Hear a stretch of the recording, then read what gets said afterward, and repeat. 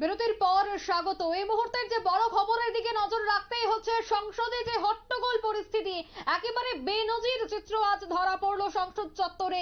ধাক্কাধাক্কি Congress BJP সাংসদদের, রক্ত ঝরলো BJP সাংসদের। অভিযোগ যে বিরোধী দলনেতা রাহুল গান্ধী এক সাংসদকে ধাক্কা দিয়েছিল এবং এই সাংসদ গিয়ে এবার ওই বিজেপি সাংসদের গায়ে পড়ে যায়, আর তাতেই পড়িয়ে রক্ত ঝরে বিজেপি সাংসদের। রীতিমতো হট্টগোল পরিস্থিতি শুরু হয়ে যায়। একেবারে বেনজির দৃশ্য সংসদ চত্বরে, ধাক্কাধাক্কি কংগ্রেস বিজেপি সাংসদদের মধ্যে। এক্সক্লুসিভ যে ছবি আপনারা দেখতে পাচ্ছেন, ঠিক কি ঘটেছিল আজ সেই সংসদ চত্বরে প্রথমেই দেখাচ্ছি।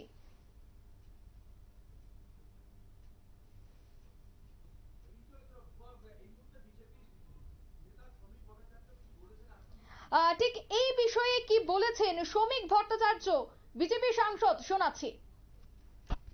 বাবা সাহেব আম্বেদকরের নাম নিয়ে কংগ্রেস, তৃণমূল কংগ্রেস সহ বিভিন্ন বিরোধী রাজনৈতিক দল ভারতের সংবিধানকে, ভারতের সংসদকে, ভারতের পরম্পরাকে, ভারতের জাতীয় জনসমাজকে যেভাবে কলঙ্কিত করছে, অপমানিত করছে, আজকে তার বিরুদ্ধেই আমাদের প্রতিবাদ।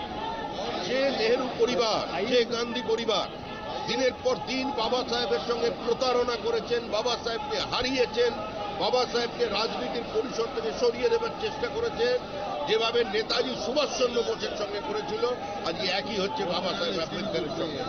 একটি বক্তৃতার সামান্য কয়েকটি শব্দকে তুলে নিয়ে যারা আজকে কাজ করছেন, তারা ভারতের সংবিধানের, ভারতের সংসদের যে গৌরবময় অতীত আছে তাকে ধ্বংস করার চেষ্টা করছেন।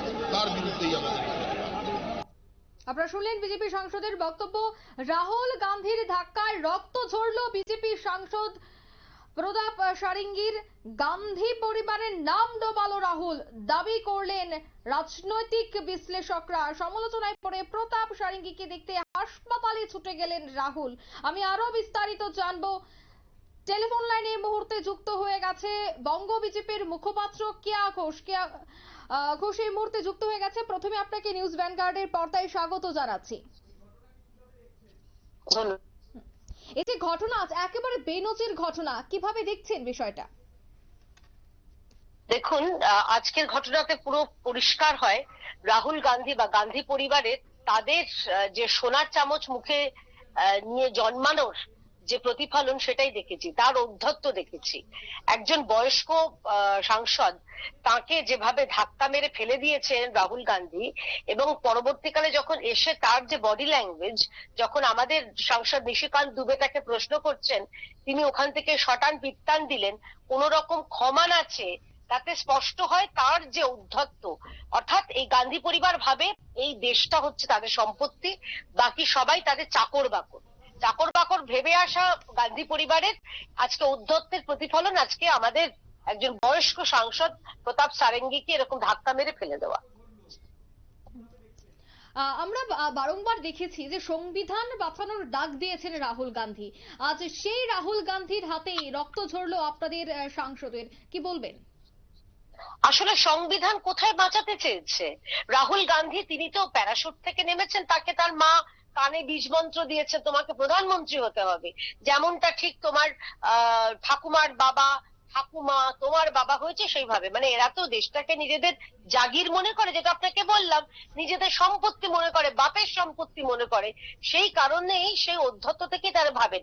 আমি কয়েকটা প্রশ্ন করছি, যদি এত সংবিধানের উপর তাদের সম্মান থাকতো, তাহলে যিনি সংবিধান প্রণেতা বাবা সাহেব আম্বেদকর, তাকে হারানোর জন্য কংগ্রেস দুবার কেন প্রার্থী দিয়েছিল? একবার 1952 সালে, একবার 1954 সালে।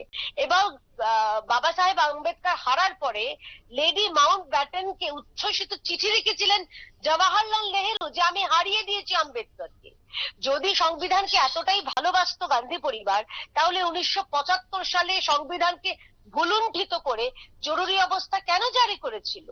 যদি এতটাই ভালোবাসতো রাজীব গান্ধী, রাহুল গান্ধীর বাবা সংবিধানকে, তাহলে এই যে শাহ বানুর মতো মামলাটায়, যেখানে মুসলিম মহিলাদের তাদের সমানাধিকার, সেইটাকে পাল্টে দিয়েছিল কিসের কারণে? এবং সর্বশেষ, যদি এতটাই ভালোবাসতো রাহুল গান্ধী সংবিধানকে, তাহলে যখন তার যে সরকার ছিল এবং তাদের যে প্রধানমন্ত্রী ছিলেন মনমোহন সিং, তিনি যে অর্ডিন্যান্স এনেছিলেন সেই অর্ডিন্যান্সটাকে একভাবে ছিঁড়ে ফেলতো না রাহুল গান্ধী। আসলে এরা হচ্ছে ওই একটা খুব সুন্দর কথা আছে ইংরেজিতে, প্রিভিলেজড। এরা হচ্ছে প্রিভিলেজড ক্লাস, এরা হচ্ছে সব পেয়ে বড় হয়েছে।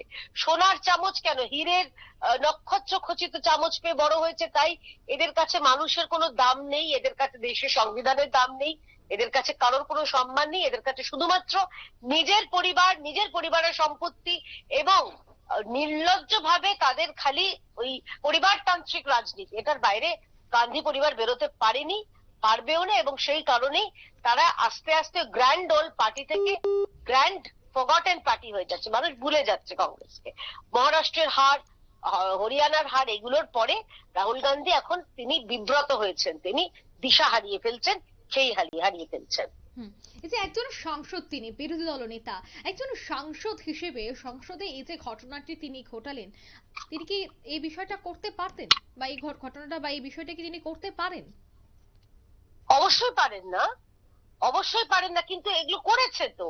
আপনার মনে আছে কিছুদিন আগে তৃণমূলের সাংসদ কল্যাণ ব্যানার্জি কুরুচিকর ভাবে তিনি দেশের উপরাষ্ট্রপতিকে মিমিক করছেন, ক্যারিকেচার করছে, এবং সেইটা ভিডিও কে তুলছে? রাহুল গান্ধী।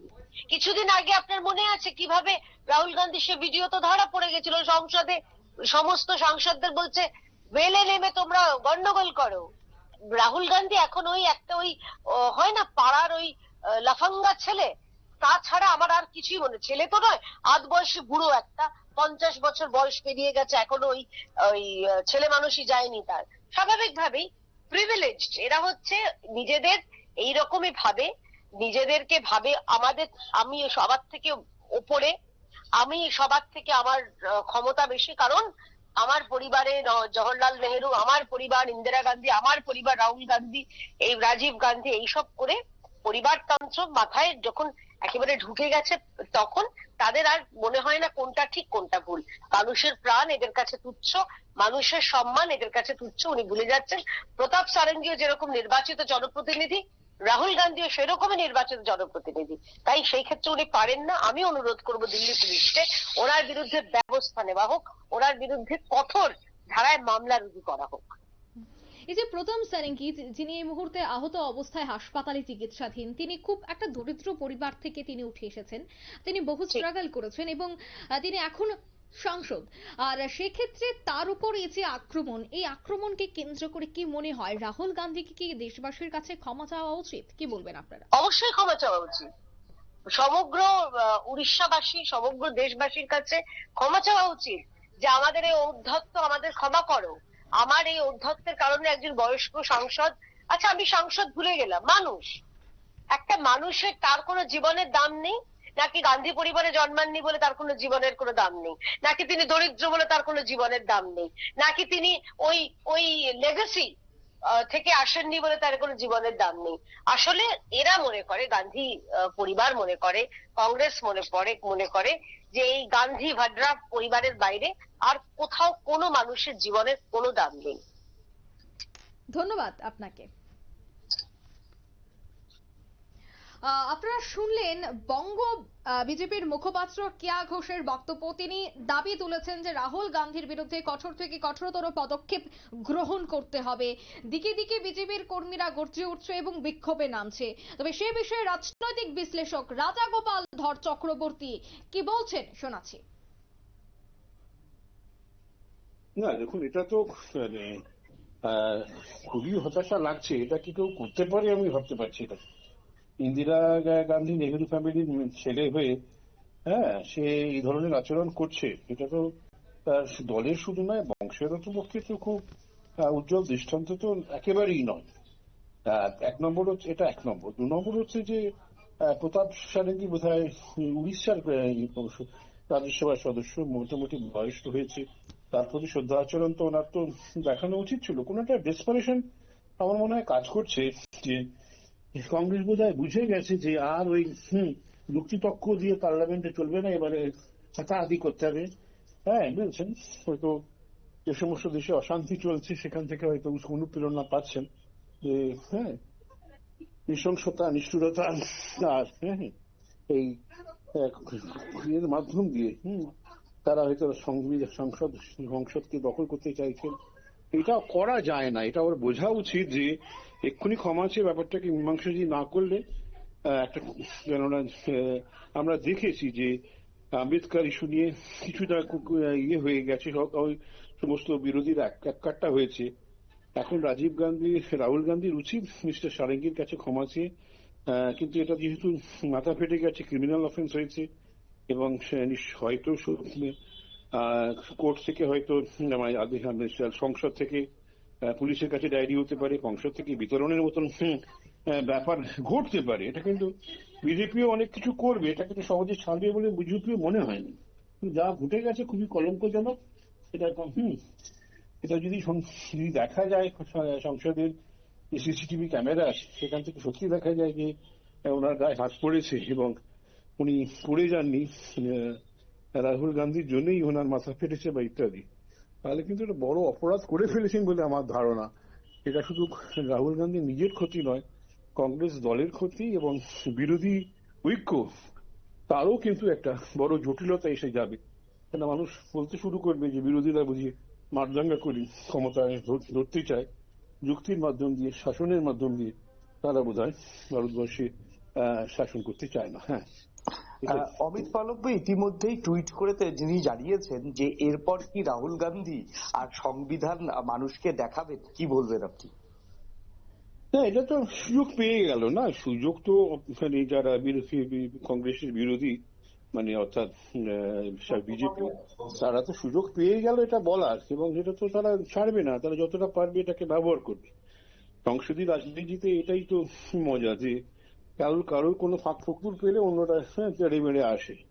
হয়তো তারাও এ ধরনের অপরাধ করে থাকলেও সেটা তারা ওই মুহূর্তে ভুলে যায় এবং তারা এটাকে খুব হাইলাইট করে, এবং কতটা হাইলাইট করতে পারবে, কতটা সংসদের হইচই বাঁধাতে পারবে বা মানুষের কাছে প্রভাব পড়বে, এটা দেখা। আমার মনে হয় যে যেহেতু বিজেপির পুরো মানে ইয়েটা মানে এমফাসিসটা রাহুল গান্ধী বা কংগ্রেস পার্টি কেন্দ্রিক, সুতরাং এই ঘটনাটাকে বিজেপি খুব সহজে ছাড়বে বলে আমি মনে করছি না। তারা এটাকে যতদূর পলিটিক্যাল মাইলেজ পাওয়া যায় তারা এটাকে নেবার চেষ্টা করবে। দ্বিতীয়ত আর একটা প্রশ্ন, দেখুন সংসদের ভিতর তর্ক হবে, কটূক্তি হবে। আমরা লালু প্রসাদ যাদবকে দেখেছি, আমরা অটল বিহারী বাজপেয়ীকে দেখেছি, নীতিশ কুমারকে দেখেছি, বাংলার বাসুদেব আচারিয়াকে দেখেছি, বিলোৎপল বসুকে দেখেছি। এক একজনের বক্তব্যে কেউ খুব অ্যাগ্রেসিভ থাকতো কিন্তু সেটা যুক্তিতে, আবার এক একজন অ্যাগ্রেসিভ থাকতো মানে রসবোধ, হাস্যকর একটা বিষয়কে সংসদের ভিতর টেনে এনে কিভাবে বিরোধীদের আক্রমণে ফালাফালা করতেন, সেই জায়গাটা আজকে কোথাও হারিয়ে যাচ্ছে।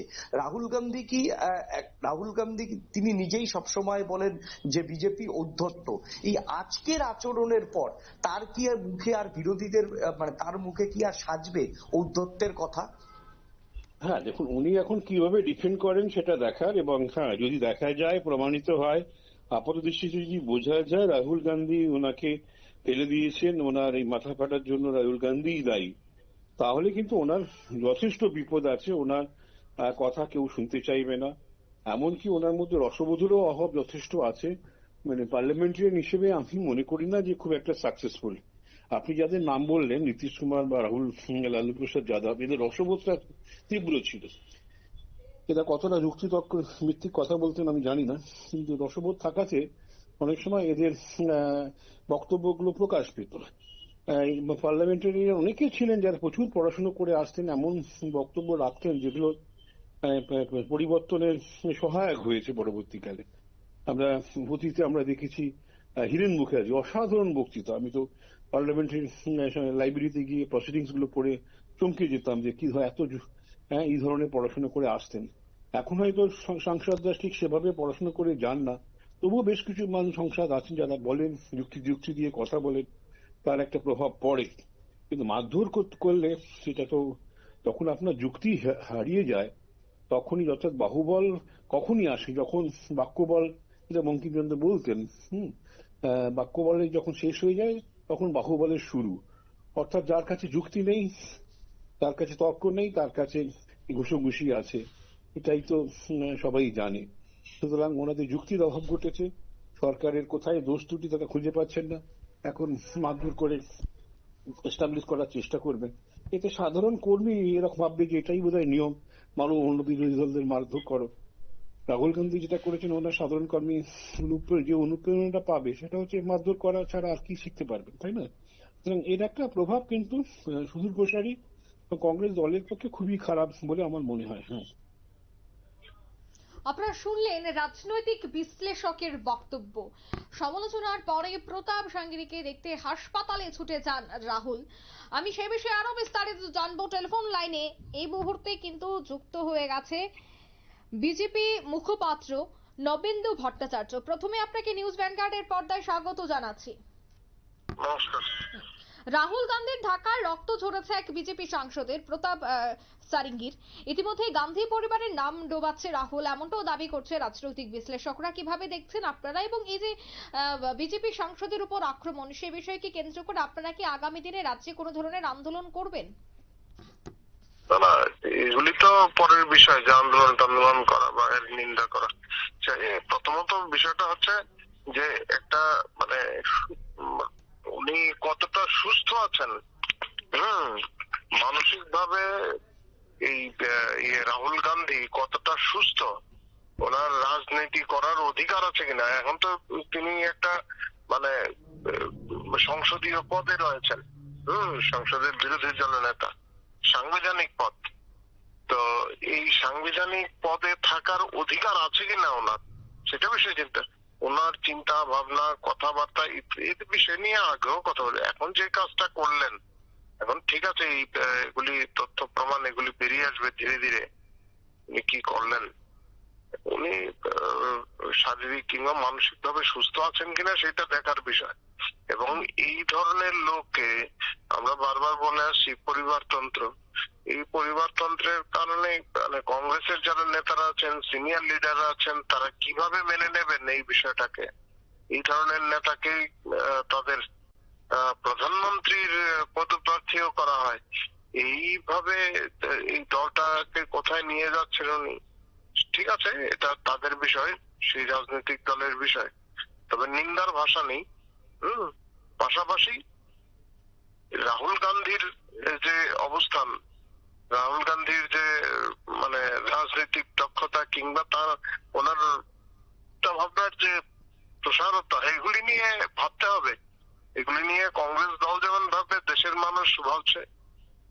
এবং বারবার যেখানে রাহুল গান্ধী যাচ্ছেন মানুষ রায় দিচ্ছে সেইভাবেই। তো ওনার সেই মানে এইগুলো বলার ভাষা নেই, এই সমস্ত বিষয়। এই ধরনের লোক একটা সাংবিধানিক পদে থাকতে পারেন ভাবা যায় না। আমরা যে ছবি ইতিমধ্যে এক্সক্লুসিভ দেখতে পাচ্ছি, সেখানে দেখা যাচ্ছে যে যখন এই বিজেপির সাংসদ অসুস্থ হন, মাথা ফিরে গেছে, তখন তিনি বসে রয়েছেন। ঠিক সে সময় রাহুল গান্ধী এসে দেখা করেই তিনি সেখান থেকে চলে যান। কি মনে হয়, উচিত ছিল না সেখানে কথা বলা বা তাকে হাসপাতালে নিয়ে যাওয়া, এই বিষয়গুলো একটা মানবিকতা দেখানো? না না, ওনার তো জ্ঞান বুদ্ধি আছে কিনা মানে সেটা নিয়ে আমি কি বলবো, কংগ্রেসের নেতারাই বলছেন, কংগ্রেসের সিনিয়র লিডাররা বিভিন্ন সময় বলেছেন, এবং যারা বলেছেন তারা আর কংগ্রেসে থাকতে পারেনি। শুধু পরিবারতন্ত্রের জন্য এই রাহুল গান্ধীকে ধরে রাখা হয়েছে। কোনো যোগ্যতাই নেই, মানে রাজনীতি করার মতো কোনো।